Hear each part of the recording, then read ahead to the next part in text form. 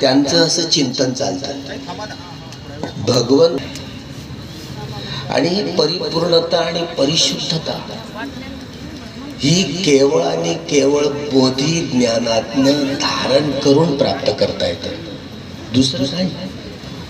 आणि या बोधी ज्ञानाचं अनुसंधान केवळ सम्यक संबुद्धच करू शकतात.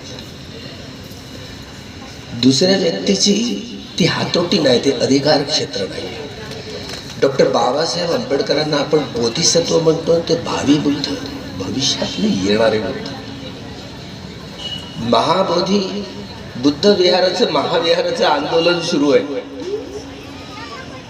ज्या 5 पांडवांसंबंधी तिथला तो मिश्रा सांगत असतो सोगा लोकांना, त्या 5 पांडवांच्या मूर्त्या आहेत.